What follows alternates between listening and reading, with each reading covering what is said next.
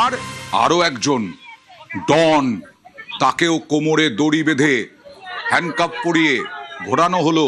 উলুবেড়িয়ার ডন দীপঙ্কর ঘোষ, প্রাক্তন মন্ত্রী পুলক রায় ঘনিষ্ঠ বলে পরিচিত। যে পুলক রায়ের বিরুদ্ধে উলুবেড়িয়ার সরকার এই টার্মটা ইউজ করেছেন ঋতব্রত বন্দ্যোপাধ্যায়, সেই পুলক রায় ঘনিষ্ঠ বলে পরিচিত ধৃত নেতাকে কোমরে দড়ি পরিয়ে ঘোরালো।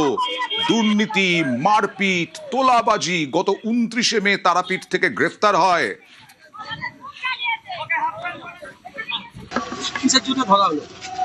আমাকে চক্রান্ত করে ফাঁসানো হয়েছে। বিজেপি উল্টো পাল্টা কেস দিয়ে আমাকে ফাঁসিয়েছে। কিন্তু আপনাকে ফাঁসাচ্ছে কেন? আমাকে মানুষ কোনো জানে না, আমি রাজনীতি লিডার ছিলাম। এটা কিসের জন্য করা হলো বলে মূলত আপনি মনে করছেন? রাজনীতির শিকার। খুব কাছের লোক ছিল, সারা 15টা বছর মানুষের তোলাবাজি করে গেছে।